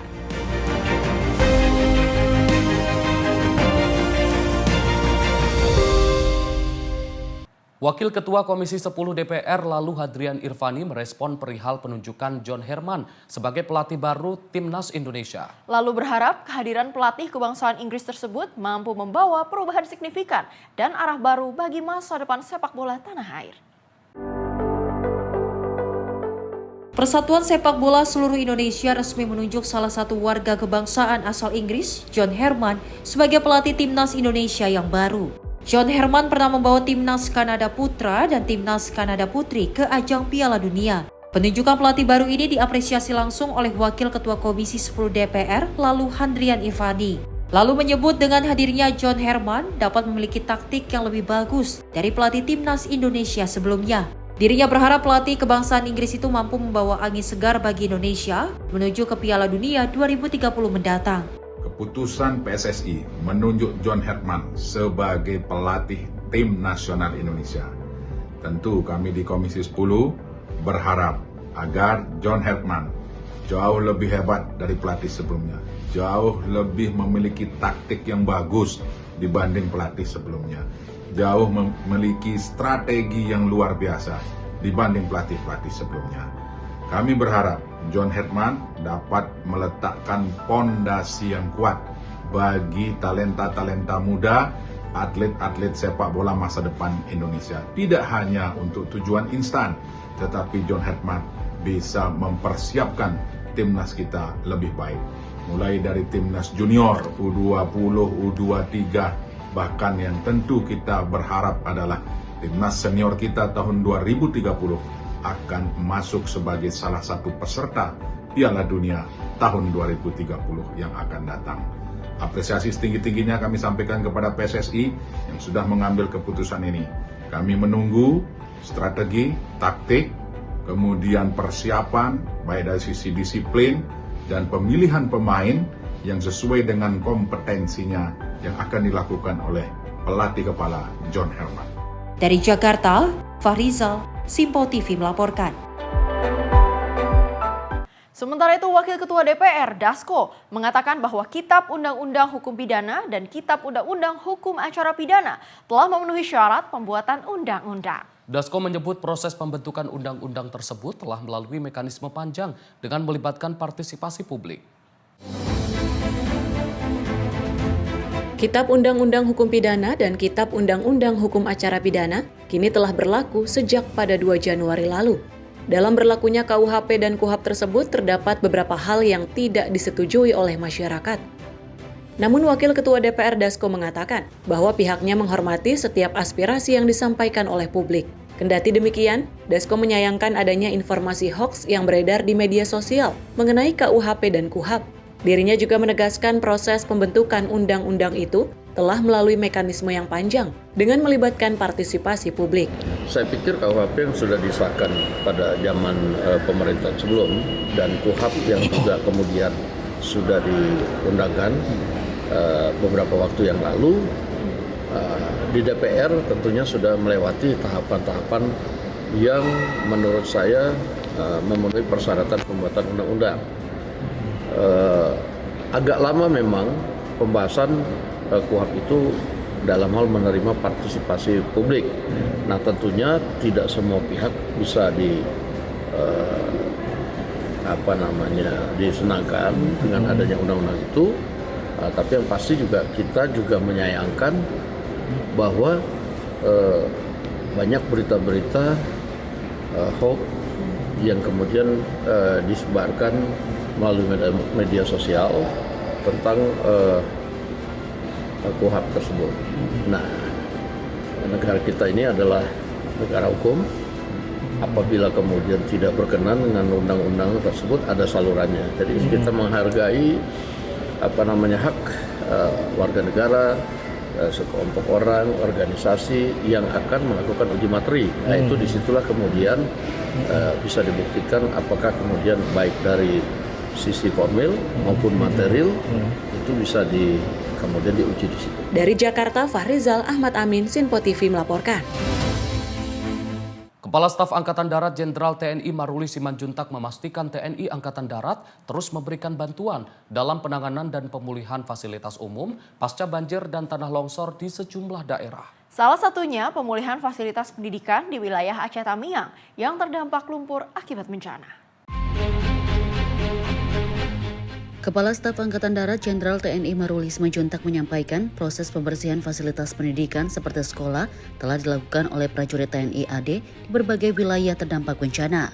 Kasat menegaskan tidak hanya sekolah, sejumlah fasilitas publik lainnya seperti rumah sakit, puskesmas, dan pasar juga telah dibersihkan dari material lumpur. Meski demikian, Kasat memastikan TNI Angkatan Darat akan terus hadir mendampingi pemerintah daerah dan masyarakat dalam percepatan pemulihan fasilitas pendidikan dan sarana pendukung kehidupan warga pasca bencana banjir dan tanah longsor. Yang pertama sekolah, itu kan sudah jalan kita bersihkan, ya banyak. Saya juga nanti, saya pikir makanya datanya biasanya kita pada saat jumpa pers tiap minggu kita lihat, nanti kita akan kasih tahu. Tapi yang jelas saya pastikan sudah banyak sekolah, rumah sakit, puskesmas yang sudah kita bersihkan, pasar sudah bersihkan. Tapi kan fasilitasnya masih belum ada. Masalah nanti mereka akan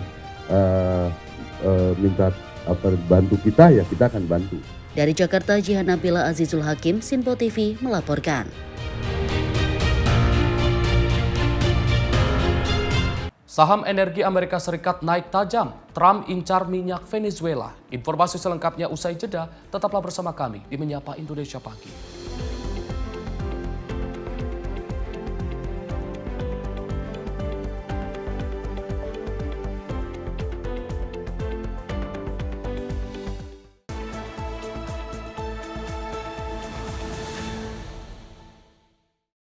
Napa kabar Banjarmasin? Saat ini siaran Sinpo TV dapat Anda saksikan di Banjarmasin, Kalimantan Selatan di channel digital 30 UHF. Segera scan ulang saluran digital televisi Anda untuk memastikan Anda dapat menikmati program-program terbaru di Sinpo TV. Sinpo TV, referensi berita politik masa kini.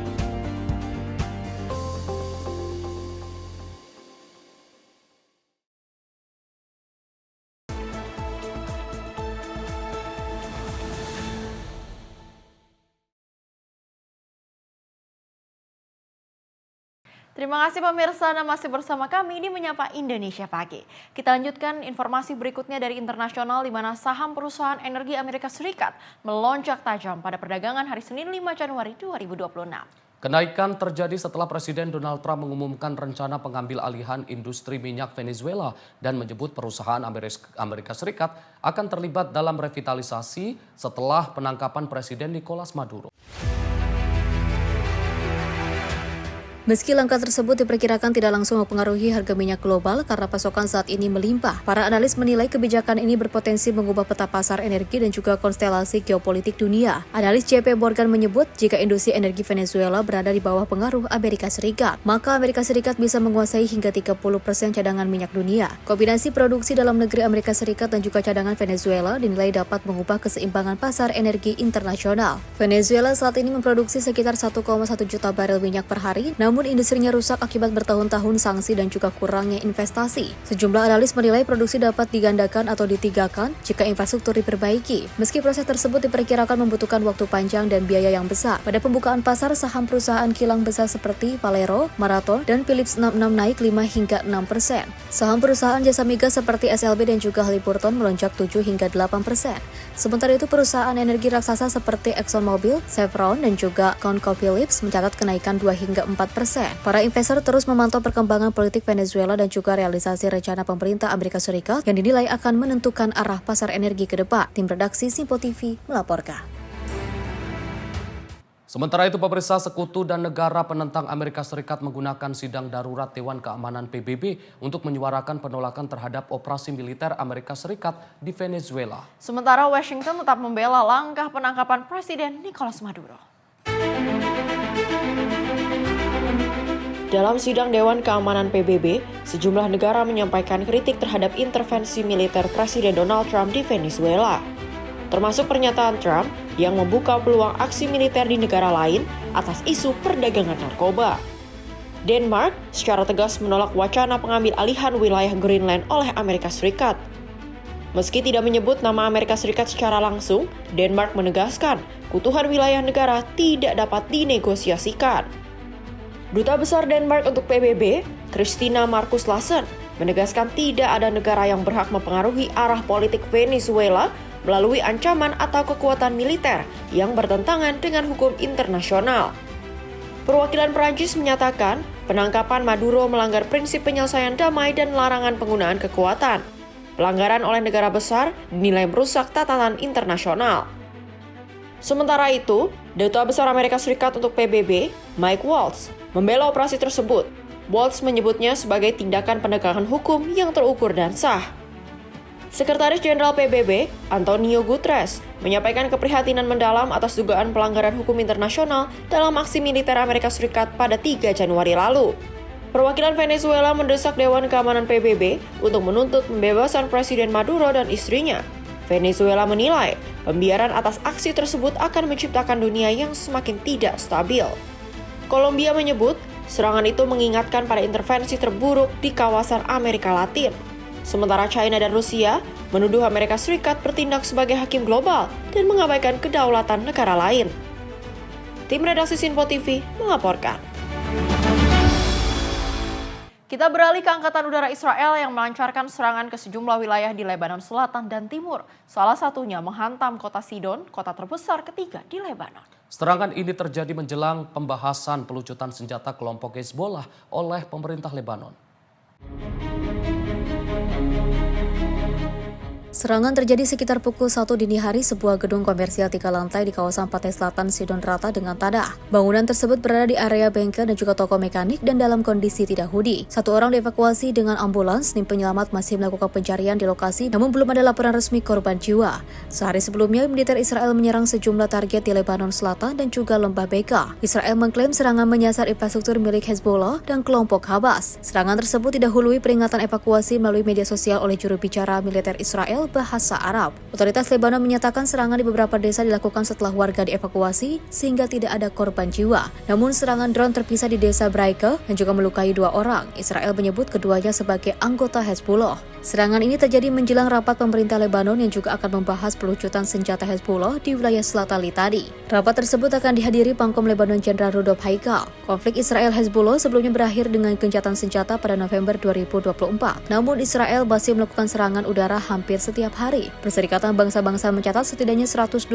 warga sipil tewas sejak gencatan senjata diberlakukan. Tim redaksi Simpo TV melaporkan. Sementara itu, Presiden Venezuela Nicolas Maduro menyatakan dirinya tidak bersalah atas tuduhan perdagangan narkotika di Pengadilan Federal Amerika Serikat. Dalam sidang perdana, Maduro menegaskan bahwa ia adalah presiden sah dan konstitusional Venezuela. Maduro muncul di hadapan pengadilan di Manhattan dengan pengawalan keamanan ketat. Ia dibawa dari penjara di Brooklyn menggunakan helikopter dan juga kendaraan lapis baja. Maduro dan juga istrinya, Celia Flores, mengenakan pakaian tahanan dan juga belenggu kaki saat memasuki ruangan sidang. Dalam pernyataannya, Maduro mengaku ditangkap dan juga menolak semua tuduhan yang dilayangkan pemerintah Amerika Serikat. Saat diminta hakim menyatakan pledoinya, Maduro menegaskan bahwa dirinya tidak bersalah dan menyebut dirinya sebagai presiden sah Venezuela. Sidang ini menandai proses hukum paling signifikan yang pernah dilancarkan Amerika Serikat terhadap kepala negara asing dalam beberapa dekade terakhir. Kasus ini juga berlangsung di tengah upaya pemerintah Presiden Donald Trump untuk menekan dan juga menyingkirkan Maduro dari kekuasaan. Suasana sedang berlangsung tegang, seorang hadirin bahkan terdengar menyebut Maduro sebagai presiden ilegal saat ia meninggalkan ruang sidang. Sementara itu, pihak Maduro menegaskan bahwa proses hukum ini merupakan bagian dari upaya politik untuk menggulingkan pemerintahan Venezuela. Tim redaksi Simpo TV melaporkan. Sedangkan gelombang protes ekonomi di Iran terus memanas. Setidaknya 35 orang dilaporkan tewas dan lebih dari 1.200 orang ditahan sejak aksi demonstrasi meluas di berbagai wilayah negara tersebut. Data korban disampaikan oleh lembaga pemantau hak asasi manusia berbasis di Amerika Serikat, Human Rights Activist News Agency. Lembaga ini menyebut protes telah berlangsung lebih dari sepekan dan tidak menunjukkan tanda mereda. Menurut laporan, 29 demonstran, 4 anak-anak serta 2 anggota pasukan keamanan Iran menjadi korban jiwa. Aksi protes dilaporkan terjadi di lebih dari 250 lokasi di 27 dari 31 provinsi Iran. Lembaga tersebut mengandalkan jaringan aktivis di dalam Iran dan dikenal memiliki rekam jejak akurat dalam melaporkan kerusuhan sebelumnya. Media yang dekat dengan Garda Revolusi Iran melaporkan ratusan anggota polisi dan juga pasukan Basij mengalami luka dalam aksi demonstrasi. Protes ini menjadi yang terbesar sejak tahun 2022. Saat kematian Mahsa Amini dalam tahanan memicu gelombang unjuk rasa nasional. Meski skalanya belum menyamai protes 2022, aksi saat ini dipicu oleh kondisi ekonomi yang memburuk. Nilai mata uang rial anjlok tajam setelah sanksi internasional dan juga diperketat dan tekanan pasca konflik regional. Informasi dari dalam Iran sulit diperoleh, media negara memberikan liputan terbatas, sementara jurnalis menghadapi pembatasan pergerakan dan juga risiko penahanan. Meski demikian, aksi protes terus berlanjut, bahkan setelah pemimpin tertinggi Iran, Ayatollah Ali Khamenei menyatakan bahwa para perusuh harus ditertibkan. Perkembangan di Iran juga menjadi sorotan internasional, terutama di tengah meningkatnya ketegangan Timur Tengah dan pernyataan Presiden Amerika Serikat Donald Trump yang memicu reaksi keras dari Teheran. Tim redaksi Simpo TV melaporkan. Sementara itu, pemirsa, Perdana Menteri Denmark, Mette Frederiksen, menegaskan upaya Amerika Serikat untuk mengambil alih Greenland akan menandai berakhirnya aliansi militer NATO. Pernyataan keras ini disampaikan menyusul kembali menguatnya wacana Presiden Donald Trump untuk menguasai wilayah Arktik tersebut. Mette Frederiksen menyatakan pengambil alihan Greenland oleh Amerika Serikat tidak dapat diterima dan juga akan memiliki dampak keamanan global yang sangat serius. Frederiksen juga menegaskan jika Amerika Serikat menyerang negara anggota NATO lain, maka seluruh tatanan keamanan dan juga terbentuk sejak Perang Dunia Kedua akan berhenti. Kekhawatiran di Denmark dan juga Greenland meningkat setelah operasi militer Amerika Serikat di Venezuela yang menangkap Presiden Nicolas Maduro. Aksi tersebut memicu kejutan global dan juga kewaspadaan di kalangan sekutu Amerika. Greenland merupakan wilayah otonom di bawah kerajaan Denmark sekaligus bagian dari NATO. Pemimpin Greenland Jens Frederik Nielsen menegaskan Greenland tidak dapat diperlakukan seperti Venezuela. Nielsen mengimbau warganya untuk tetap tenang dan juga bersatu. Ia menyatakan tidak ada situasi yang memungkinkan Amerika Serikat secara sepihak menguasai Greenland. Presiden Donald Trump sendiri kembali menekankan keinginannya atas Greenland dan tidak menutup kemungkinan penggunaan kekuatan militer. Trump bahkan menyebut akan membahas Greenland dalam 20 hari ke depan. Trump juga mengkritik upaya Denmark dalam menjaga keamanan Greenland dengan menyindir hanya menambahkan anjing penarik kereta salju. Menurut Trump, Greenland sangat strategis karena kehadiran Rusia dan juga China di kawasan Arktik. Namun, pakar keamanan global Denmark menyebut klaim tersebut berlebihan. Kehadiran kapal Rusia di China dinilai tidak sedang mengancam langsung Greenland. Sejumlah pemimpin Eropa menyatakan solidaritas terhadap Denmark dan juga Greenland di tengah meningkatnya kekhawatiran atas arah kebijakan luar negeri Amerika Serikat. Tim redaksi Simpo TV melaporkan. Sedangkan dari Gubernur Minnesota, Tim Walz secara resmi mengumumkan mundur dari upaya pencalonan dirinya untuk masa jabatan ketiga. Keputusan ini diambil hanya beberapa bulan setelah Walz menyatakan akan maju kembali. Tim Walz yang juga dikenal sebagai kandidat wakil presiden Partai Demokrat pada pemilu 2024 menyatakan tidak akan melanjutkan kampanye pemilihan ulang sebagai gubernur Minnesota. Walz juga menyebut perhatian nasional yang negatif serta serangan politik dari Partai Republikan telah menciptakan tahun yang sangat berat bagi pemerintahan dan juga masyarakat Minnesota. Sorotan tersebut terkait penyidikan dugaan kecurangan dalam program penitipan anak yang menyeret nama komunitas imigran Somalia. Isu ini terus digunakan oleh pemerintahan Trump untuk menekan pemerintah negara bagian. Dalam pernyataan di gedung parlemen negara bagian, Walz juga menegaskan tidak mungkin menjalankan tugas gubernur secara maksimal sambil terus berkampanye untuk mempertahankan jabatannya. Walz juga menyatakan setiap menit yang digunakan untuk membela kepentingan politik pribadi adalah waktu yang seharusnya digunakan untuk melindungi warga Minnesota dari kejahatan, penyalahgunaan program sosial, serta politik pemecah belahan. Presiden Donald Trump dan juga sekutunya terus melontarkan tudingan keras termasuk dugaan penyalahgunaan dana dalam jumlah besar, meski tuduhan tersebut tidak disertai bukti langsung terhadap Walz.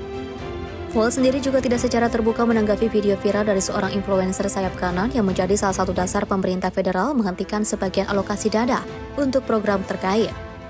Mundurnya Walz mengubah peta persaingan pemilihan gubernur Minnesota. Partai Demokrat kini harus menyiapkan kandidat baru di tengah upaya Partai Republikan merebut kemenangan di negara bagian tersebut. Senator Demokrat Amy Klobuchar dikabarkan tengah mempertimbangkan untuk maju dalam bursa pemilihan gubernur. Namun hingga saat ini belum ada keputusan resmi yang diumumkan ke publik. Tim redaksi Simpo TV melaporkan. Informasi tadi sekaligus menutup perjumpaan kita pada edisi kali ini. Jangan lupa untuk terus menyaksikan Menyapa Indonesia Pagi hanya di Simpo TV. Akhir kata, saya Priska Priscilla. Dan saya Arif Rifai mewakili seluruh kru yang bertugas mengucapkan terima kasih atas kebersamaan Anda. Selamat pagi dan sampai jumpa.